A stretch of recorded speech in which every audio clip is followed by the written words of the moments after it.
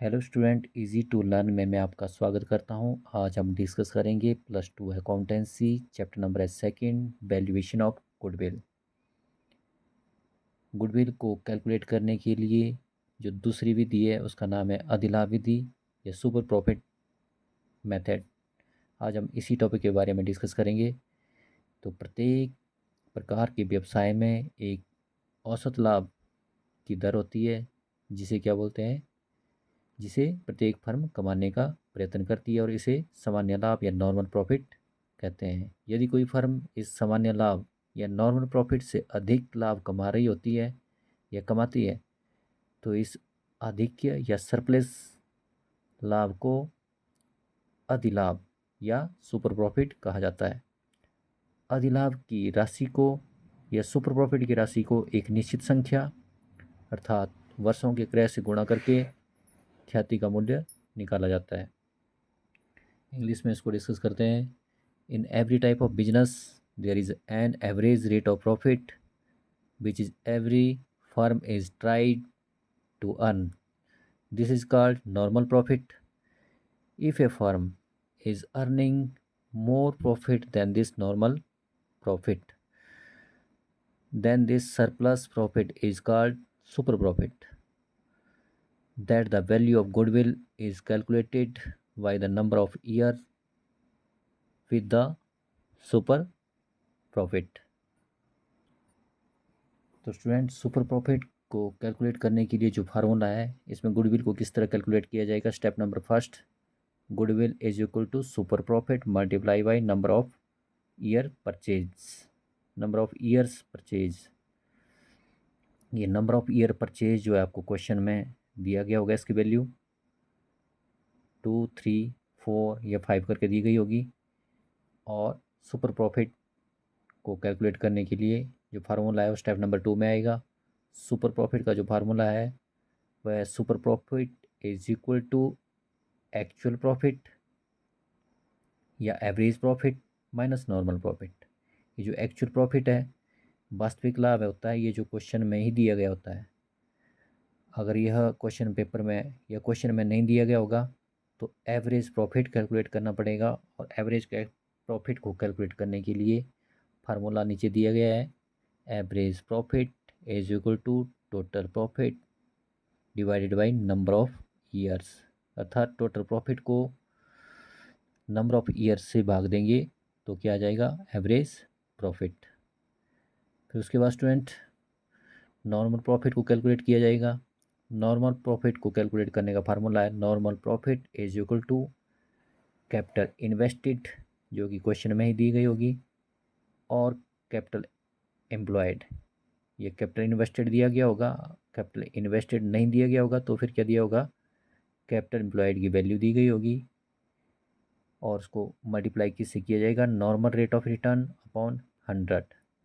NRR का मतलब हुआ normal rate of return divided by 100। अब कैपिटल एम्प्लॉयड को किस तरह से कैलकुलेट किया जाएगा। कैपिटल एम्प्लॉयड को क्या बोला जाता है, नेट असेट्स, और इसका फार्मूला है total assets minus external liability, जो कि क्वेश्चन में ही दी गई होगी। और टोटल असेट्स जिसमें क्या आएगा, fixed assets plus current assets minus liability. इस तरह से ये नेट असेट्स या कैपिटल एम्प्लॉयड की वैल्यू कैलकुलेट की गई। नेक्स्ट है NRR, इसकी फुल फॉर्म है नॉर्मल रेट ऑफ रिटर्न, जो कि क्वेश्चन में ही दी गई होगी, जिसकी वैल्यू 10%, 12%, 15% या 20% से के करीब होगी। चलिए स्टूडेंट, अब इसका एक एग्जांपल सॉल्व कर लेते हैं।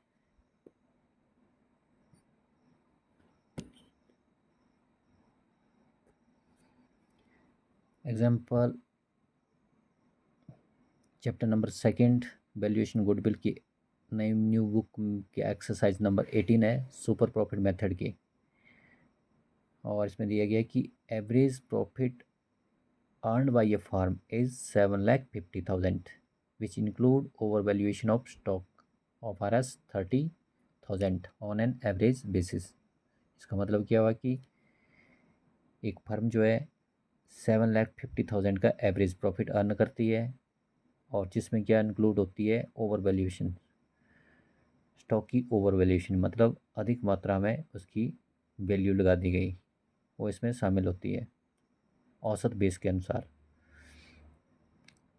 Then the capital invested in the business is 42 lakhs and the normal rate of return is 15%।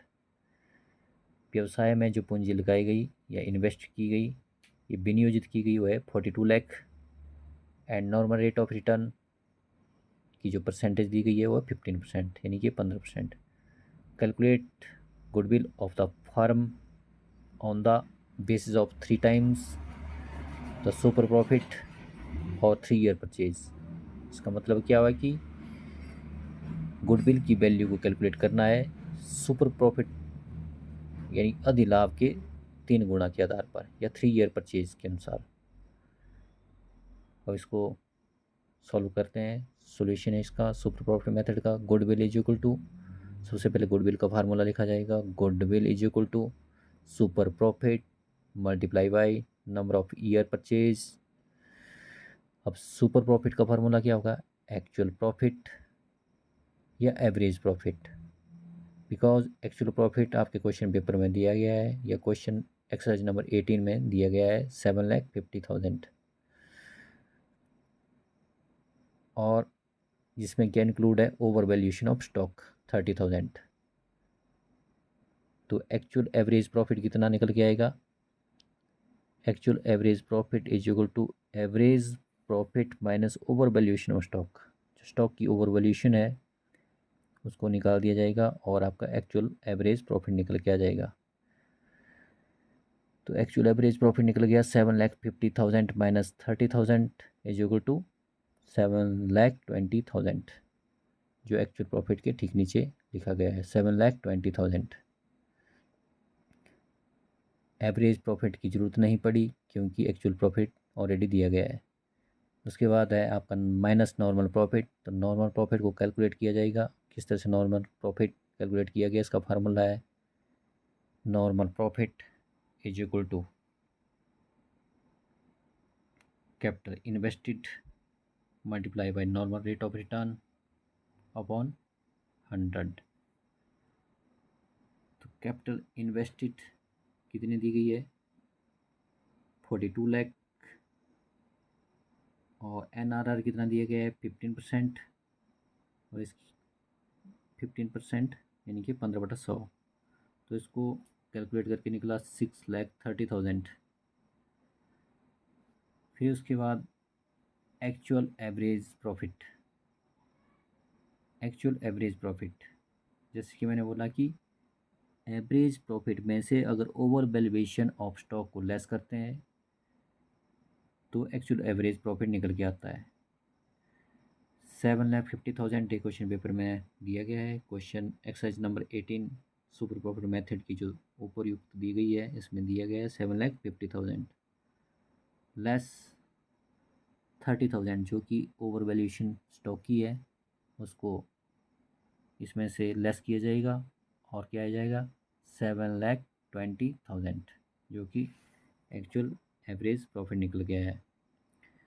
उसके बाद गुडविल को किस तरह से कैलकुलेट किया जाएगा, सबसे पहले सुपर प्रॉफिट को कैलकुलेट किस तरह से किया गया है, एक्चुअल में से नॉर्मल प्रॉफिट को लेस किया गया है। तो एक्चुअल प्रॉफिट कितना है 7,20,000, एवरेज प्रॉफिट और एक्चुअल प्रॉफिट सेम ही है।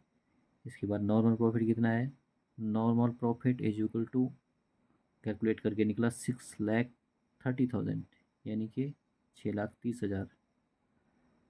इसकी वैल्यू आएगी 90,000। और गुडविल को कैलकुलेट किस तरह से किया जाएगा, super profit multiply by number of year purchase. तो सुपर प्रॉफिट कितना है यहाँ पे 90,000 जिसकी वैल्यू ये निकल के आई है ऊपर, और इसको 3 ईयर परचेज से मल्टीप्लाई अगर हम करते हैं तो कितना निकल के आ जाएगा 2,70,000 यानी कि 2,70,000। तो इस तरह से स्टूडेंट आज के इस टॉपिक में हमने जो डिस्कस किया, उम्मीद करता हूँ कि आपको अच्छे से समझ में आ गया होगा। आज की वीडियो में बस इतना ही। मिलते हैं नेक्स्ट वीडियो में नेक्स्ट टॉपिक के साथ। तब तक के लिए जय हिंद, वंदे मातरम।